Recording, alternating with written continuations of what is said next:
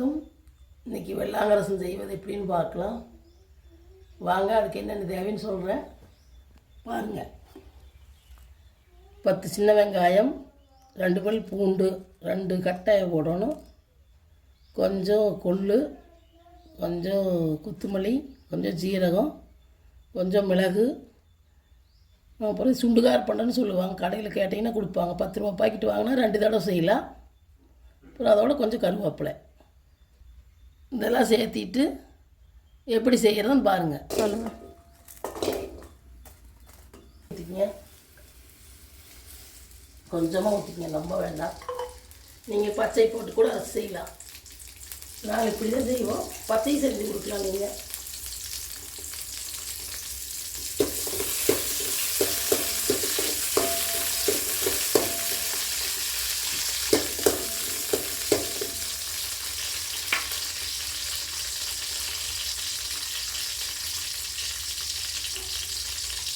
பூண்டை போட்டுக்கலாம். பூண்டு மிளகு தான் எனக்கு இந்த ரசத்துக்கு முக்கியமான பொருள்.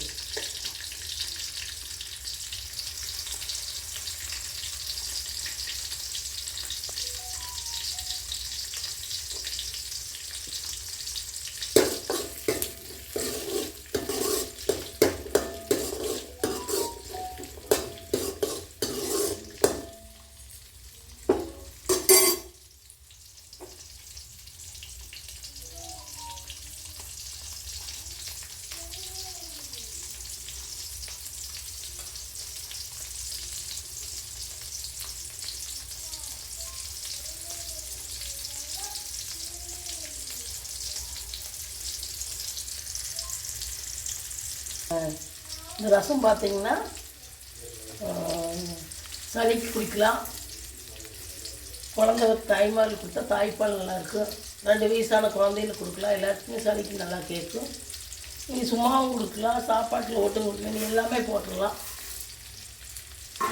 சாப்பாட்டில் வேணாலும் சேர்த்து குடிக்கலாம், சும்மாவும் குடிக்கலாம்.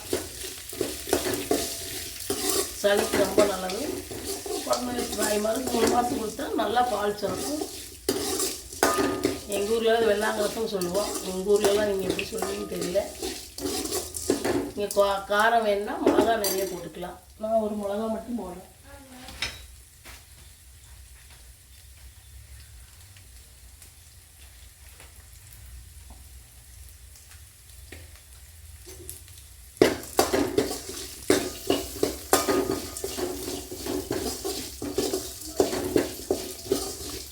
இதோட தலை வேணாலும் சேர்த்து செய்யலாம். மொசுக்கு தாத்திரி தலை, அப்புறம் தூதுவலை இதெல்லாம் சேர்த்து செஞ்சு குடித்தாலும் நல்லது தான். எங்கள் ஊரில் அதெல்லாம் கிடைக்கல, அதனால் நாங்கள் இந்த மாதிரி செய்கிறோம்.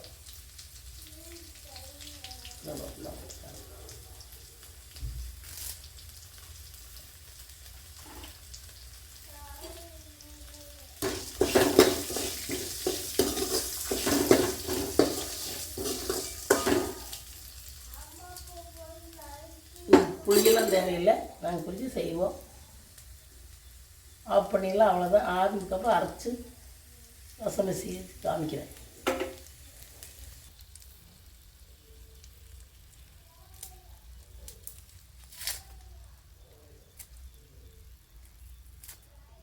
இது பார்த்திங்கன்னா நீ போட்டு அரைச்சி ரசம் அரை வச்சு காமிக்கிறேன்.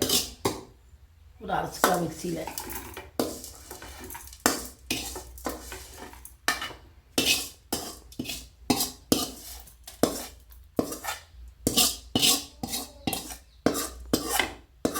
அரைச்சாச்சு.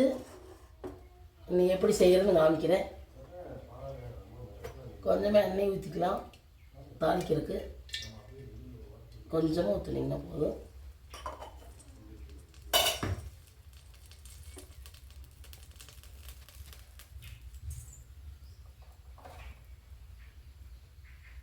இந்த ரசம் பார்த்திங்கன்னா எங்கள் வீட்டில் எல்லாத்துக்கும் சளி, அதனால் நான் வைக்கிறேன். நீங்களே சளி இருந்தால் வச்சு குடிச்சு பாருங்கள். சும்மாவும் குடிக்கலாம், சாப்பாட்டில் போட்டும் சாப்பிடலாம். கொஞ்சமாக கடுகு,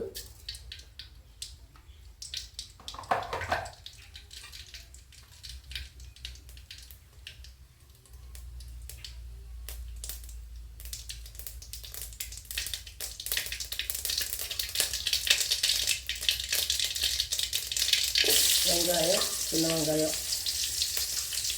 கொஞ்சம் கருவேப்பிலை.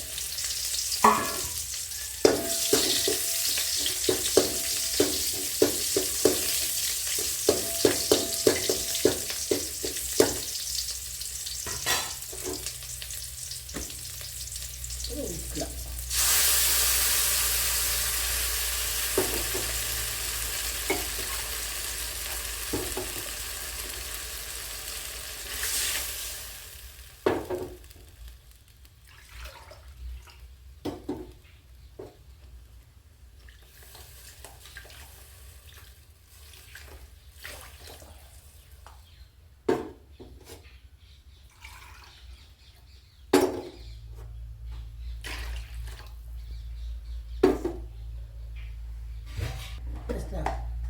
உப்பு சேர்த்துக்கலாம் தேவையான அளவு.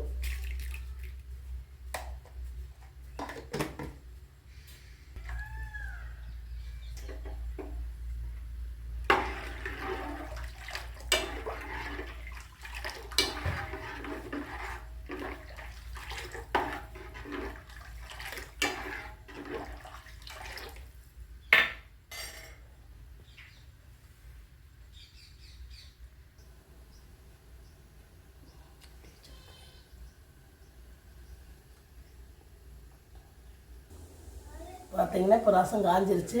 கொதிக்க விடக்கூடாது. நுர நல்லா வந்தால் போதும். எங்கள் வீட்டில் எல்லாம் சளி இருக்குதுன்னு நான் வச்சுருக்கிறேன். நீங்களும் உங்கள் வீட்டில் செஞ்சு பாருங்க.